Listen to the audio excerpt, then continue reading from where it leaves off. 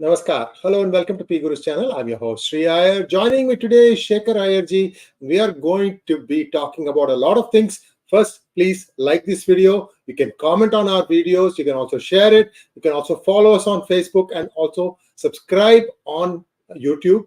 Please also click on the bell button for notifications. Sometimes you need that in addition to being a subscriber of YouTube. Thank you very much. And now let's welcome Shekhar Iyer ji. Shekhar ji, namaskar and welcome to 𝗼𝗽𝗲 channel. Namaskar, Sree Iyer ji. Namaskar. Thank you very much. Greetings Shekhar to all ji, our viewers. Shekhar ji, Shakespeare would have asked, "What's in a dinner?" And looks like there was a lot in a dinner. This is a storm in a teacup. I have a feeling that they are going after something that doesn't really merit a discussion. Seems silly to me. I could be wrong. Sir, why don't you tell us why Congress has got its knickers in a twist on this dinner thing and a non-invite to Mallikarjun Kharge? So, we have to go back to August 15th when you found a chair on the ramparts of Red Fort, which was marked for Mallikarjun Kharge, and the chair remained empty throughout Prime Minister's address to the nation. Normally, the leader of the opposition, all the parties are invited, leaders are invited for the August 15th function. And Kharge chose not to turn up because of what he called government's refusal to entertain opposition's plea in parliament. And therefore, he chose not to go. I'm not saying that it is related to G20 invites, but G20, the government had decided they would invite, owing to the paucity of space and arrangements, protocol, and logistics, movement of leaders. It was only confined to the chief ministers of the states. Besides the cabinet ministers and other officials who were needed to be there. So therefore, the guest list was rather prone to include all the state governments, including 14 chief ministers who belonged to non-BJP parties.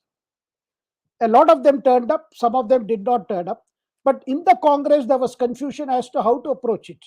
Now, Rajasthan Chief Minister Ashok Gehlot and your Chhattisgarh Chief Minister Bhupesh Baghel, they decided to play safe and came with an excuse saying that our aircraft has not been given permission to land at Delhi airport because of congestion owing to heavy VIP movement. So we are not turning up.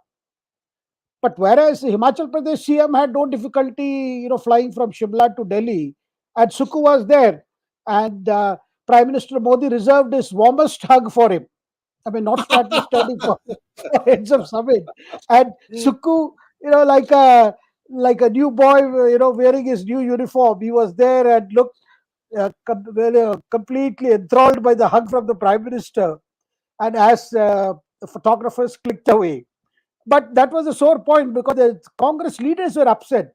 Should not have Sukhu, understood the unsaid part of our position, that not to attend any of these functions. But then he was there. They couldn't do anything about it. And then the rocket was fired by our Adhir Ranjan Chaudhary, who didn't see which CM attended, which CM did not attend. He straight away fired at Mamata saying, look, why did she go there? Heavens would not have fallen if Mamata had not gone there. Is this alliance? We decided not to go. But at that time, Adhir Ranjan was not aware that Sukhu was present there. So, and then... You know what, sir, I'm sure this is the song that is coming in Adhir Ranjan Chaudhary's mind. Ayya, karu main kya, Sukhu, Sukhu. And then he was also not aware that our honorable chief minister from Tamil Nadu, M.K. Stalin, had also landed up. And Stalin had that moment of glory, speaking to Biden with Prime Minister. And of course, Nitish Kumar was there. Your Hemant Soren of Jharkhand was there. So if there was at all a decision to stay away from this, I mean, there could have been some coordination. And ironically, the first coordination meeting of this India alliance or the DOT alliance is taking place today at Sharad Pawar's house in Delhi. They are supposed to start with the first meeting to discuss seat sharing arrangements, etc., etc. But then again, two people will not be present, rather two representatives. Abhishek Banerjee was on that list. He says he can't come today because ED has summoned him today. in connection with the ongoing investigation into money laundering. And the other party that will be underrepresented is CPM, because they are yet to finalize the name. They said they will wait for their central committee meetings and then decide. So this is how it is beginning. But it's rather funny that they should make a big deal about going there, not going there, and Kharge not turning up. The explanation that was given by Hardeep Singh Puri, the Union Minister for Petroleum, was, look, you are asking why we did not invite him. Have you forgotten that Red Fort, that empty chair there?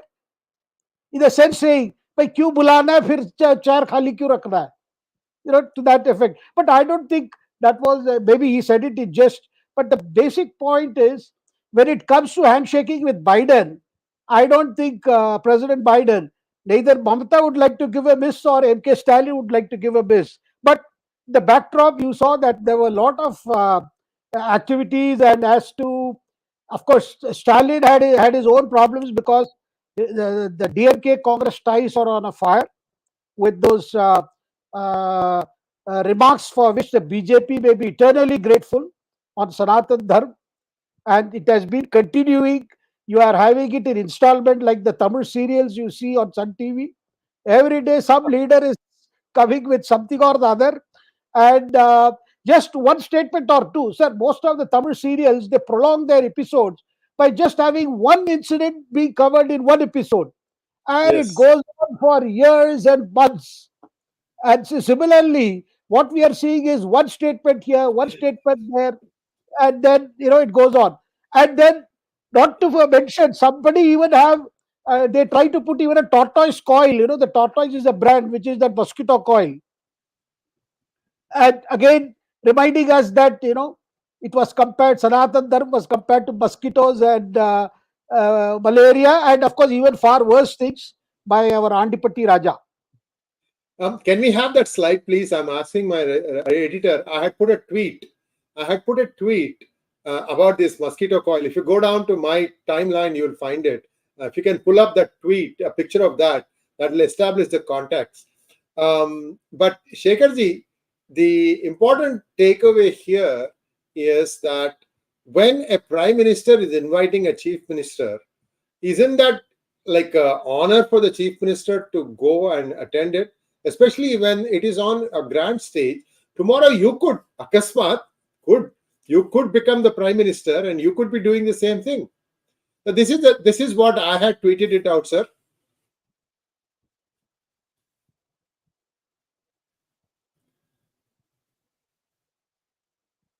Okay, you have Sanatan Dharma, the coil there, and Bharat is on the bed. Or rather, Yeah. Bharat is having a sound sleep. Yes, And yes. mosquitoes are trying to see that the sleep is disturbed. Yes, and the mosquitoes' noses are bent. So they tried and they couldn't. This is actually very, very, I should say, explicit about the situation that we are seeing currently now. Yes, yes, yes. But Very then, true. but things are getting little messy, Sree Iyerji, because some of these statements made by Udayanidhi are also being echoed by some leaders of these alliance also. Like you have Swami Yes. Prasad Maurya in Samajwadi Party. There are other leaders in RJD. And these leaders are also saying, trying to not into that import. And this is a bad signal, because Congress may try to look askance at what DMK is doing, but it cannot keep silent if these leaders, who are just confined to their caste base and completely micro bothered about their constituencies, not bothered about what impact it has for the alliance on a national scale when it's a parliamentary election. Now these are the leaders who pose a serious problem, because if they continue to echo even in a modulated tone or tune to what Karnataka, what Udayanidhi is saying or Raja is saying, it's going to be one hell for the Congress. And incidentally, sir, Rahul Gandhi has also been speaking about Hinduism, about the books he has read on Hinduism, about Upanishads, about Bhagavad Gita, and he has come to a conclusion in faraway lands that BJP doesn't follow Hinduism. BJP's Hinduism is completely bogus. It's fake. It doesn't. Now, the Congress leaders are, keeping their hands closed because they are worried. At this rate, suddenly he could move closer and say something and start echoing Udayanidhi. Though initially he wanted the DMK to tone down and clarify, but the temptations are high for Rahul Gandhi because a good headline a day is like a good apple for him. So he would love to get that attention, but this is highly dangerous time. You can ask Kamal Nath or you can ask Ashok Gehlot or Bhupesh Bagal what they have been praying for every day, that the the Lord of things, the Lord of universe, as far as Congress is concerned, does not make some pronouncements, and then whole the campaign goes for a toss, because this is highly tempting to all that Rahul has to speak about caste system. That's enough for BJP to put 2 and 5 together and make it 10. So therefore, I think we are seeing a time. But then, sir, other alliance partners like Aam Aadmi Party, Raghav Chadda, on Tuesday, made it very clear, we don't agree with this. What is this? Because this means Arvind Kejriwal has also realized, because Arvind Kejriwal has been trying to project Aam Aadmi Party is rather a newer version of BJP minus whatever BJP stands for. So you have seen it, using it in Hanuman Chalisa, his temple visits, celebrating the Lakshmi Puja or the Diwali Puja in Akshardham temple. Aam Aadmi Party has given its dose of what they consider a soft Hinduism or soft Hindutva. But then, if DMK continues to make these pronouncements, then I think the alliance partners, this so-called India alliance, as it is now being referred by most of our commentators here, is that they have to take a call. I mean, either tell DMK to shut up, or look at ways to see that their distance is showing from the DMK's pronouncements. Sherji. Yeah, so Arun Shourie had defined BJP as BJP is equal to Congress plus cow. Now AAP is saying AAP is equal to BJP minus cow. No, sir, BJP plus cow, but without the vigilante. How is that? There is no. What is the variation for that, sir? Cow comes with vigilantes, doesn't it? Sir, but even vigilante part, you can see that with the directions being given to Haryana government and crackdown ordered on these vigilante groups, they have arrested Banu Manesar, a person who has been blamed for the tension in Nu, and particularly the killing of 2 traders who were allegedly smuggling cattle. So at least from the BJP side, the effort is to show that the lawbreakers, no matter which religion they belong to, action is being taken. I want our viewers to ponder on one thing. When Nupur Sharma said that, 7 people died afterwards. Okay. Now, this cattle vigilantism has resulted in 2 deaths of Muslims. But do you now see that these people are a little bit more cautious? See, you are driving Hindus up the wall. This is not something that is everybody is going to take it down and just slide down, because, sir, the average Hindu has lost faith in the local state law and order. Neither the law comes to his help because it takes too long, and the order seems to be in the pockets of the ruling party. You take a look at Tamil Nadu, sir. That Murugan is a Vinayaka Murti maker. His only crime is that he is a BJP member. And yesterday, Stalin has passed a law saying no Murti procession, no Murti pandals. Who the heck is he to say all these things? I'm telling you, these people have lost their mind. You are essentially treading on Article 25, fundamental right to practice your religion. Again, I don't know if BJP is going to go up in arms over this, but this is just plain nonsense, Shekharji. I want your input. Why is this man behaving like a chicken with his head cut off?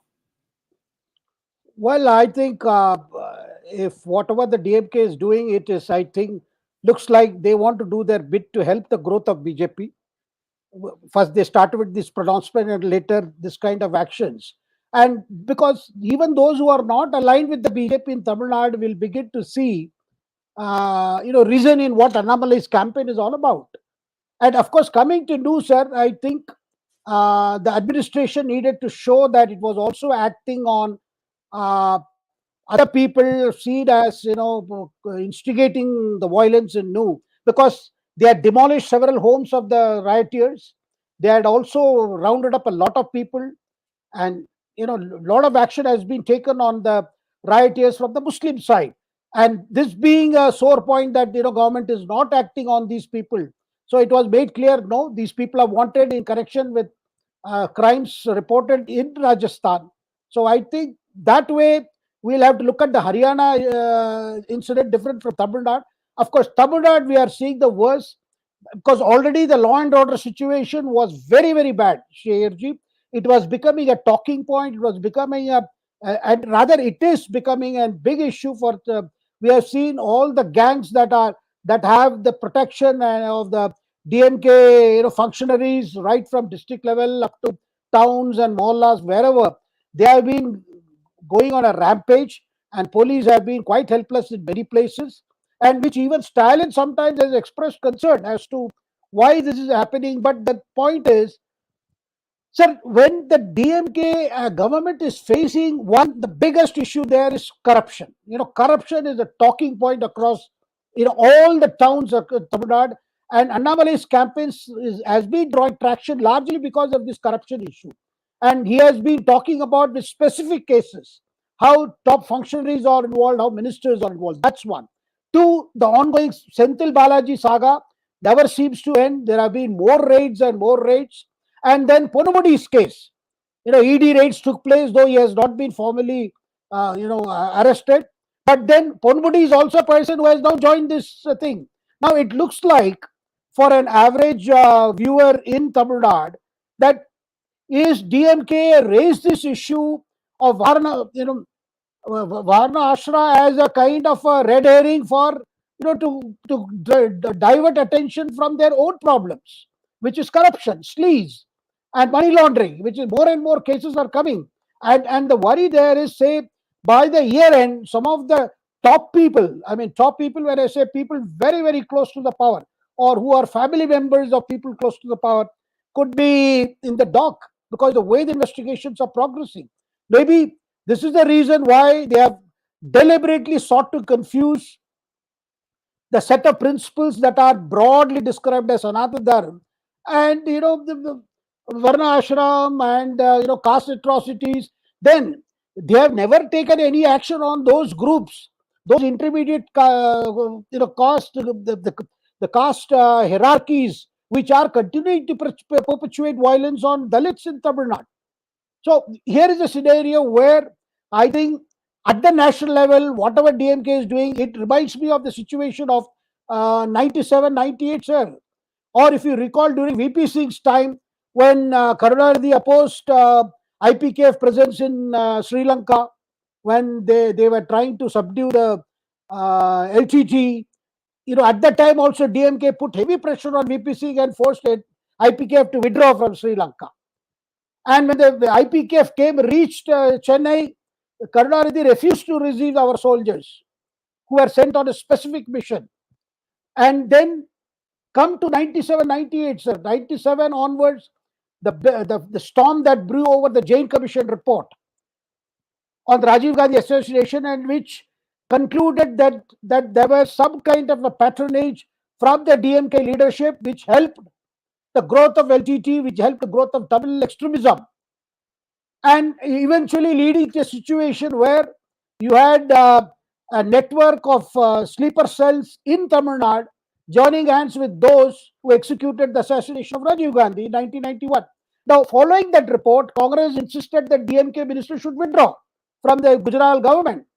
DMK refused, and Gujarat also decided, no, we can't pressurize them to leave. And ultimately, Gujarat government collapsed because Congress didn't want to proceed further with that arrangement. So every time DMK has taken a stand, a stand which is a hard stand, or a stand, I would say, a stand that doesn't fit with the national,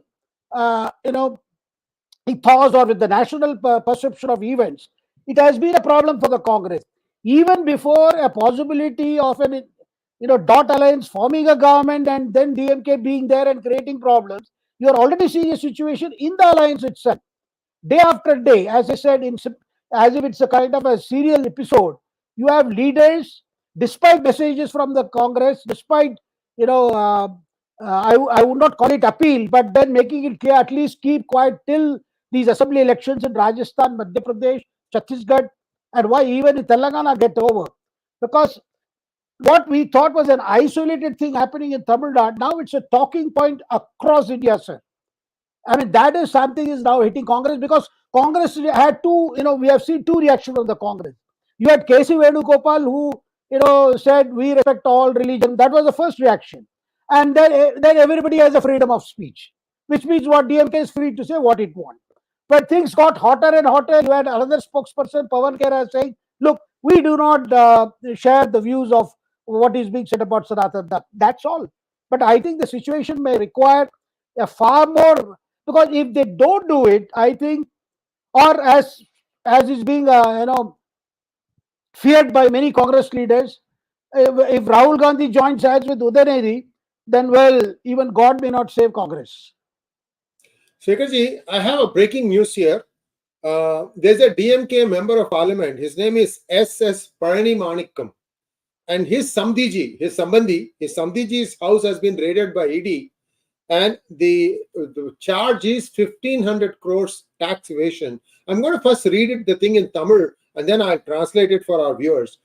Pudukottai, Manal Oppandakararana S. Ramachandran Sambandhapatta Idangaliல் 2 நாளாக தொடரும் அமலாக்கத்துறை சோதனை. Nizam colony பகுதியில் உள்ள அலுவலகம், முகத்துப்பட்டினத்தில் உள்ள அவரது வீடு, KSKS நகரில் உள்ள ஆடிட்டர் முருகேசனின் அலுவலகம் ஆகிய இடங்களில் சோதனை தொடர்கிறது. So this man looks like he was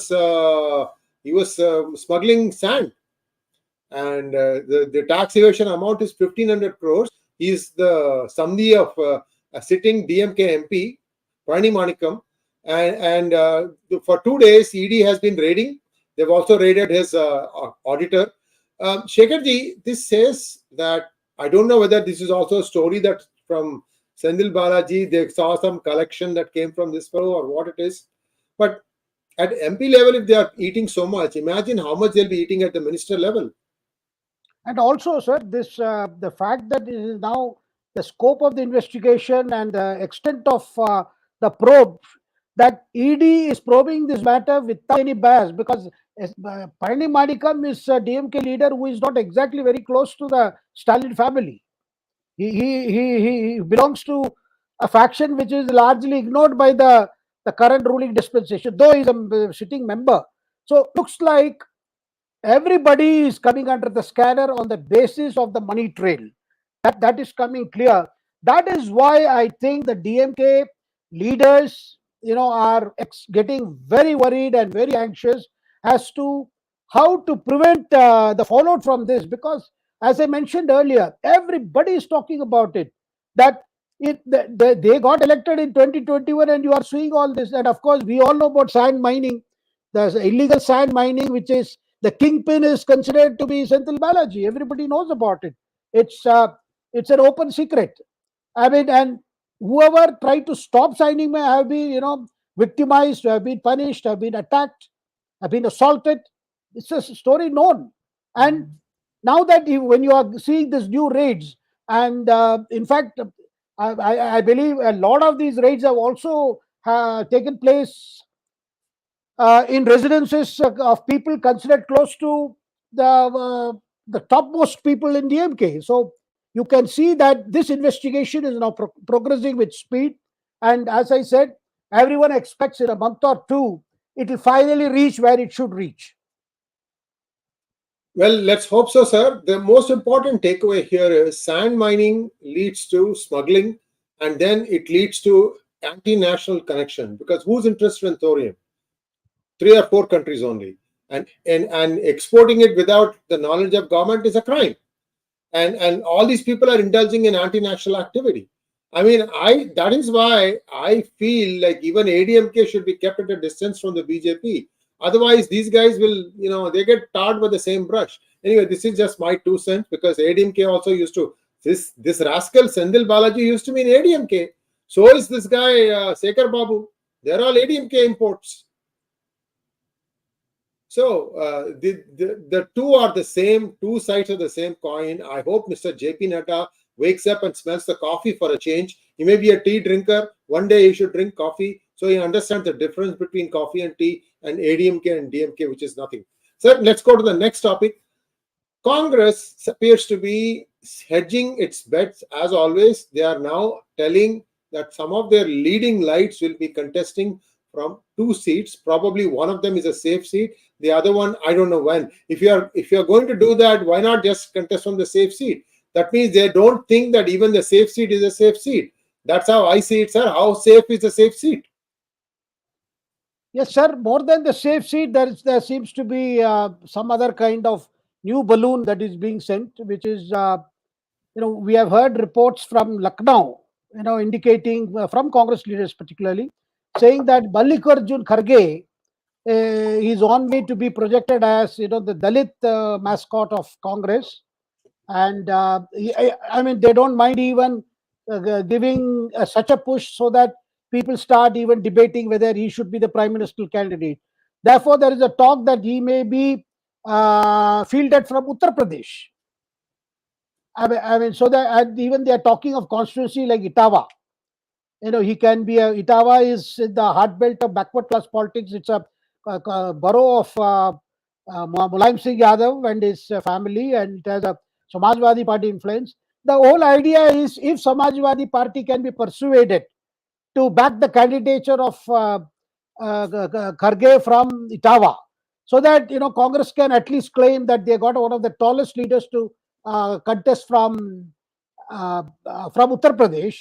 But of course, the safety net is he will also contest from his traditional seat of Gulbarga. Currently, he is a member of the Rajya Sabha. No harm in contesting two Lok Sabha seats to show that the topmost leadership is facing the people in the parliamentary elections. Along with that, we continue to see balloons going up as to from where Priyanka would be fielded, whether she would contest from Raebareli or from Phulpur or Prayagraj or from Varanasi, because the Varanasi story is also being kept alive now and then by Congress leaders in Uttar Pradesh. And of course, as far as RaGa is concerned, Rahul Gandhi is concerned, we hear that this time he is going to, avenge for his defeat in Amethi by sending Smriti Irani home. And of course, again, the safety net will be Wayanad. But I do not know how Pinarayi Vijayan will keep quiet if Rahul Gandhi were to contest from two places, because Pinarayi is very, very clear in his objective that the CPM should win as many number of seats as possible from the total of 21 Lok Sabha seats in Kerala. So it is in this background today, the first meeting of this alliance coordination committee is taking place, and we are told seat sharing is high on the agenda. Well, these are the states they can't talk about any alliance. Delhi, West Bengal, Kerala. I mean, they can't talk about it, because if they talk about it, then they can't talk anything else after that.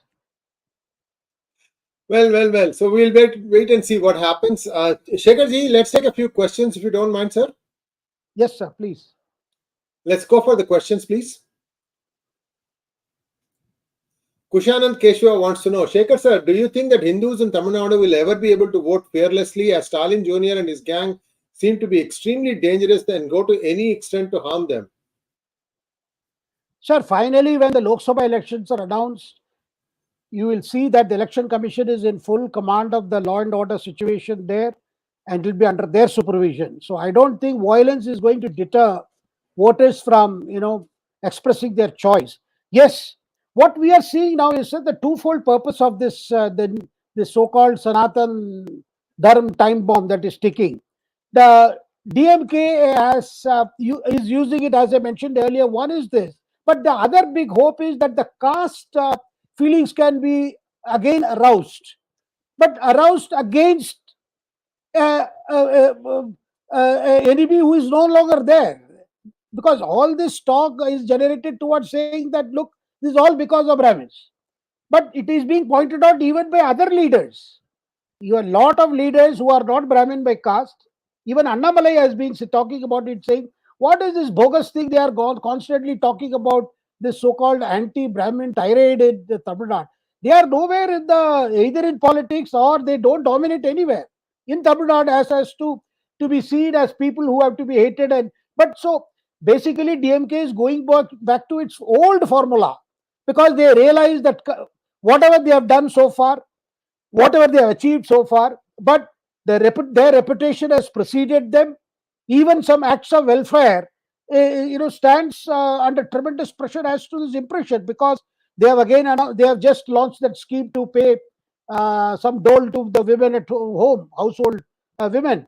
But their hope is that, one, they will grease the palms of the voters on the eve of the elections, which is a time-tested formula we have seen for the Dravidian parties.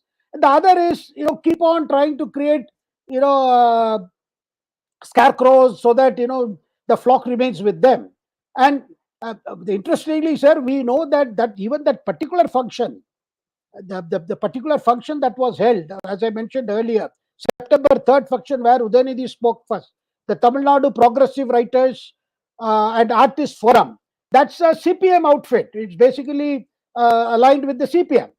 And the patron of that meeting itself was Venkateshan, the local Madurai MP.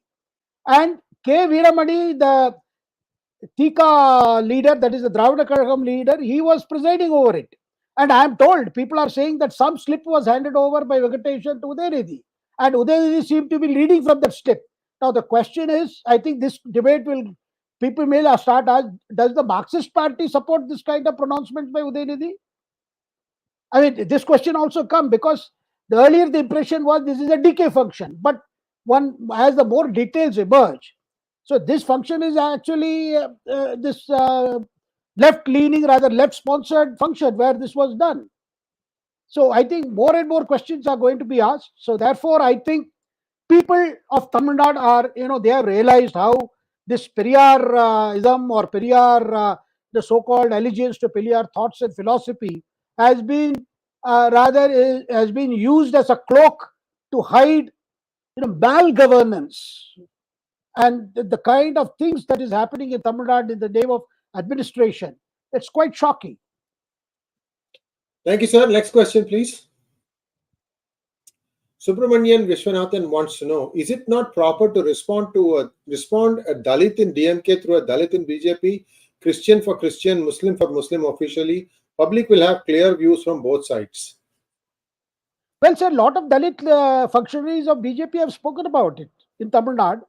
Even others are also talking about it. It is not that, sir, people are already seeing that this is nothing to do with, Varna system. I mean, nobody is going to defend that system. And even that also, there are various interpretations as to what is the original Manusmriti, what has Manusmriti to do with current politics, current accountability. So why are you, trying to equate this system with a set of principles which are broadly defined as the core, spiritual thoughts underlining Hinduism, or what is described as Hinduism? I mean, people are seeing through this, because today there is nobody who will say that whatever happened years ago or centuries ago, nobody is going to defend it. So why this, scarecrows? Why are you bringing them? Who needs to be scared of what? I mean, because it baffles even political logic. Because I believe even Congress is unable to fathom why is DMK doing this, knowing very little harm us. Sir, they are intellectually bankrupt, sir. Clearly, they are intellectually bankrupt. They don't have anything. And they can't show anything saying that we did all these things. They broke all their promises. I thought they were supposed to give 1,000 rupees a month to women starting September. Looks like that also hasn't happened. And they are already overdrawing from Reserve Bank. And it's just a matter of switch. If RBI says no more overdrafts, right? Yeah, I think that's the date set for launch of that scheme is, I think, September 15th or so. They're supposed to launch that scheme. And of course, they will do that. They have to do it because that's why they have delayed it to this extent, so that the impact is there for the next 6 months before the Lok Sabha elections are held.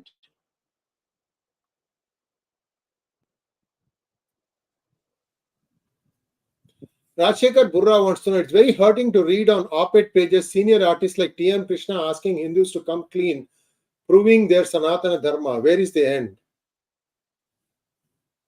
Rajshekhar ji, there are people who always look for their spot of attention in times like this. And we all know the views held by these people and why do they say such things, and whom are they trying to impress, because at least those who think that these people are right about those things are already, they are with the DMK. So even writing those, we have seen this debate, unfortunately even some national televisions have carried on debate on this line. It is not about caste system, because there is no other side in this, because everybody says there should not be discrimination on the basis of caste, creed, color. That is a, I would say, among political parties and among all people, I would say among the thinking classes, that this practice should never be encouraged any further. And whenever there are instances, reports of atrocities involving Dalit, there is a lot of outrage, and that outrage is across. I mean, there is nobody there to say, nobody will say this is kind of thing should be tolerated in this century. So that apart, but these are the people who think, if you sing Carnatic song in places of worship other than a temple or something, you are contributing to secularism. I don't understand. I mean, this kind of thing. Well, they want their attention, they want their spotlight, and of course, they have a crowd which thinks itself to be agnostic and backing them. Actually, T.M. Krishna, in my opinion, his only claim to fame is that he's the grandson of T.T. Krishnamachari, one of the finance ministers of India. That's it. He's okay. He's a good singer, okay, but there are hundreds of good singers. No reason, nothing stands out. That's what I say. Anyway, this is just my opinion. Pavan Kishore wants to know, Namaskaram, sir. Will the Indie Alliance be able to seal the seat share pact? Will opposition be able to set the common narratives on the ground, even if they find a common candidate, even if they don't find a common candidate? I don't know what he's trying to say. Go ahead, sir. Pavanji, today is the first day of the meeting, and already Trinamool is absent, left is absent. So I don't know from where they will start, but anyway, they have to start talking about it. But there are big states, states like Uttar Pradesh, there are states like West Bengal, and Tamil Nadu. Well, Congress will have to accept whatever the DMK offers. So the area where they can have common candidates is getting lesser and lesser.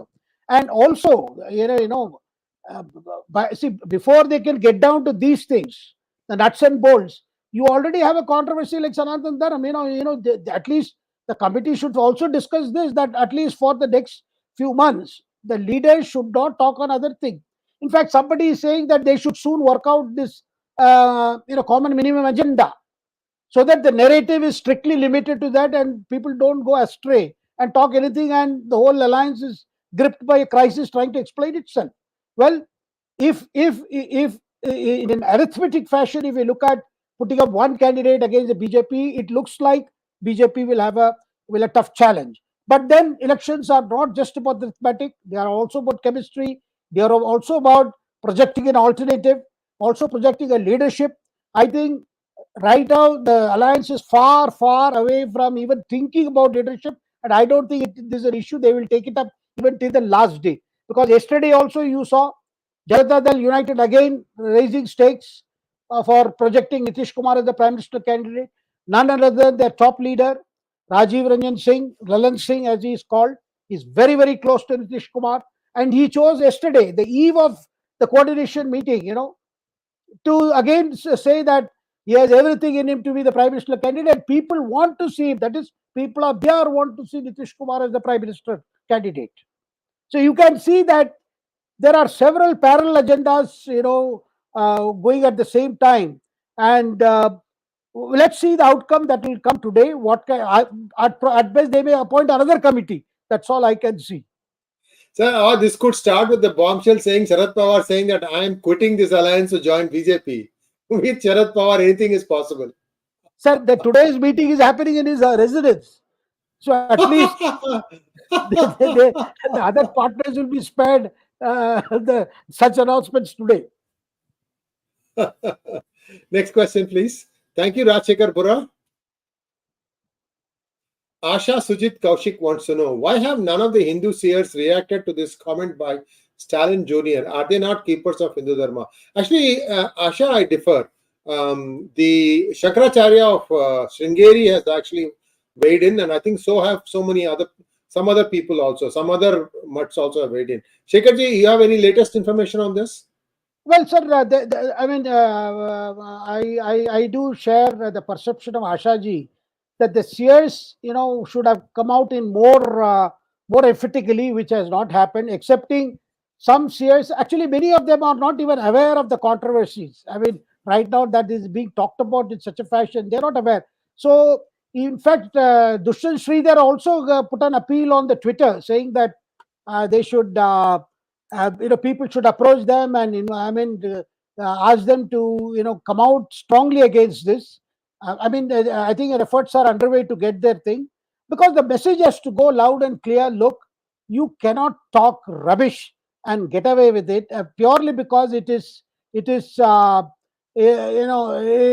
fashionable and it's so stylish as a Dravidian leader to speak on those lines, because this message has to go across, because they think that particularly now more and more leaders are joining, I am told, because there is another view in the DMK that Stalin now wants that Udayανidhi is not singled out for legal action because courts have been moved in the north.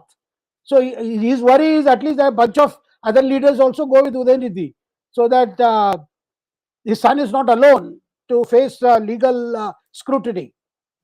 Looks like they are trying to hide the fact that Ramachandran is the Sambandhi of the DMK MP. Interesting. Keep going. Next question, please. Samanya Nagaraj, how are you? Sir, Tamil Nadu Chief Minister Stalin is playing double game. One part, he is closely moving with BJP at the center, and another side, he is part of the dotted alliance. Well, I think if one thinks Stalin's appearance at the G20 dinner meet is some kind of indication, I don't think so. I don't think so. Yes, there are certain DMK leaders who feel that they are in a hopeless alliance called India Alliance, and sooner or later, they don't see a great hopes for the Congress revival in the parliamentary election. But then, after Udhyanaidhi having cast this his biggest stone he had, I think now it's very, very difficult unless the DMK decides to disown Udhyanaidhi at some stage, which would not happen in any case. So therefore, I don't see at the moment BJP and DMK ever be able to get closer. Though people say it happened during Vajpayee's time, that when Jayalalitha left after a failed attempt to topple Vajpayee's government in 98 rather, and 99, and then after that DMK came in, and DMK stayed on in the alliance so long as the 𝙒𝙗𝙗 Maran was alive, because his entire hospitalization happened as a minister of Vajpayee government. Murasoli Maran. I think you meant Murasoli Maran. I beg your pardon. Murasoli Maran, and they quit just before the 2004 Lok Sabha elections. So, sir, this 𝙤𝙗𝙗, go ahead, sir. Go ahead. Yeah, no, I don't see a return of a scenario of 2003, 2004 as easily as now, because now under the leadership of Prime Minister Modi, I don't think they can be even in the shaking, the shaking hands distance with the DMK. Oh, well, we can keep talking about DMK, yeah, all as underachievers. Sri Sudan wants to know, hi sir, when will Modi government change our school syllabus? Will our future generation ever get to know and read about our real history, be it in the field of science, freedom, or culture? Sri Sudanji, in fact, the new education policy was about this, that need to look at the syllabus, need to see what have to be excluded, reducing the load, and giving those necessary level of knowledge and information to our future generation. But then, new education policy has been now opposed by all the opposition parties now. The latest was the 𝙒𝙗𝙗 government. They said they are reviewing, they are going to not implement the new education policy. So thus, we are going to see till, I think, the next Lok Sabha elections. You are going to see that new education policy will remain a policy on the paper, particularly in the opposition ruled states. Next question, please. Kodaganur Achar wants to know, what would happen to the Karnataka government? Will it face the same fate as Maharashtra government before Lok Sabha elections? Well, not before the Lok Sabha elections, maybe after the Lok Sabha elections, because Hari Prasad has already already raised you the have banner seen of revolt.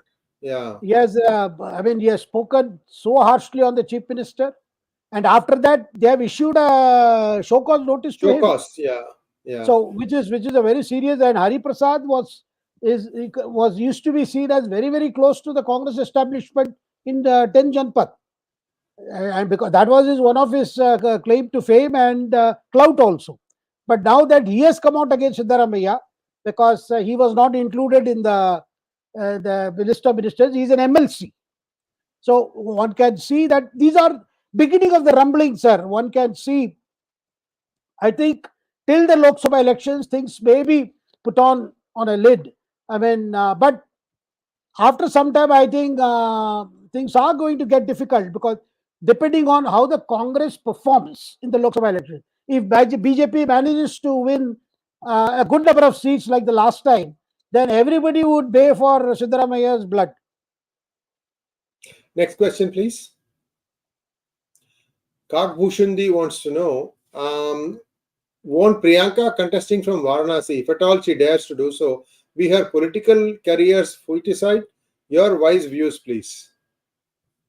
Well, she is being egged on by some leaders, including some alliance leaders, that she should contest from Varanasi and get a lot of attention, a lot of eyeballs, so that the Prime Minister, will be seen as contesting against a lady. Yes. But I don't think Varanasi people have made up their mind. They have seen what has happened to their constituency the last 10 years. But then Priyanka being Priyanka, and sir, we are already hearing some of her remarks. The other day she was heard saying it is Modi ji's G20, not India's G20. Well, she also makes headlines with that kind of pronouncements. But she has to contest the Lok Sabha elections. I don't know, because then what happens to Raebareli? Because Sonia Gandhi, we have been hearing that Sonia Gandhi is not in the best of her health, therefore she may not contest this time. And Raebareli, Priyanka would contest from Raebareli, and Rahul would contest from Amethi, who will return to his old constituency. And in addition to safety nets, in other places. Sir, Varanasi seems to be in the news for many people. I've also heard Dr. Swami's name being mentioned as being contesting from Varanasi. Not the seat that Narendra Modi is contesting from, but there's another seat. Varanasi, I think, has 2 MPs. And people have talked about Dr. Swami standing for Lok Sabha from that place. We'll have to wait and see. He also has good, deep connects with Kashi, Gyanvapi and all that stuff. So we'll have to wait and see what happens. So that would be a very interesting outcome if something like that happens. Is he going to be on BJP? Will BJP give him a ticket? Lots of questions. So we'll see.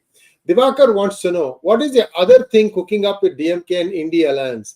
The recent comments on Sanatan Dharma by DMK leaders and echoed by Congress looks like a distraction for a sinister plan. Well, Divakar ji, this is what everybody is asking. Why is DMK doing this?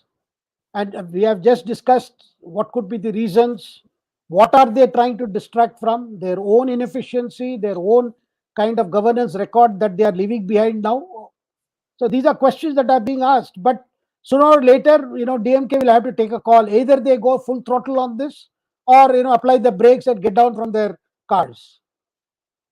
Next question, please. Balaji Narayan wants to know, was the by-election results, or were the by-election results not as per expectations of the BJP? Well, Balaji, in terms of headlines, 3 seats for BJP and 4 for the opposition. In terms of headlines, it looks. But if you look at the details, the constituencies that the BJP lost, particularly the Ghosi seat in Uttar Pradesh, that is of significance. The sense, I think, a message to the BJP also: if you simply depend on leaders who you think command the particular caste influence or particular community's influence, and if you think that by importing them you are getting the support of that community, that does not happen. That is a good example of Ghosi, because your Dara Singh Chauhan was earlier in BSP, then he came to BJP, then went to Samajwadi Party. He won that 𝗏𝗏 seat as a Samajwadi candidate. Then he was asked to come over to the BJP side, and then he resigned the seat. That's how the by-election happened. People seem to have rejected that because 𝗏𝗏 seat is a Samajwadi Party stronghold. I think that was a miscalculation, and that did not work. But then this is also a wake-up call for BJP that if you are looking at the strategy for Lok Sabha elections, too much dependence on turncoats can prove to be very, very suicidal.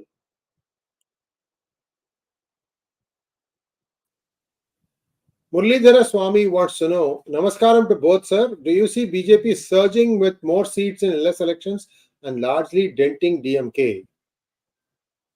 Well, Tamil Nadu will remain a challenge for the BJP. Well, the efforts by Annamalai, we have seen his Padayatra going, and it will conclude in January. We are told the Prime Minister himself may be joining in the concluding ceremony or the concluding function. But there's other question also, whether the Prime Minister will choose to contest from Tamil Nadu in addition to Varanasi to send a message. These are all open questions. Well, denting DMK is not easy because it's a party which has a network, which has an organizational base, things like that. But at the same time, we have to also see that ADMK picks up speed. We have not seen much action on the ADMK side. Of course, Edappadi had recently a good meeting in Madurai, I am told. Well, the ADMK must also understand that efforts of Annamalai is going to help the ADMK-led NDA in Tamil Nadu. I think somewhere there is a misgiving that Annamalai may steal a march over ADMK. This uneasiness over Annamalai's political action on the ground is I don't know why it is worrying ADMK at the moment when this is all about Lok Sabha elections. Thank you, Ravi Shankar, for becoming a YouTube member. And I think that brings us to a close of today's show. Thank you so much, Shekhar ji, and we'll be back again with Shekhar ji on Saturday night, 10 p.m. And till then, hold on to your horses. Do add comments, by the way of comments, on our videos, what you think.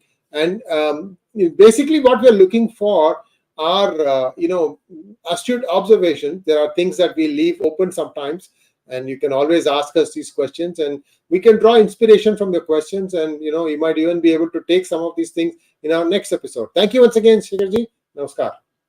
Thank you, sir. Thank you.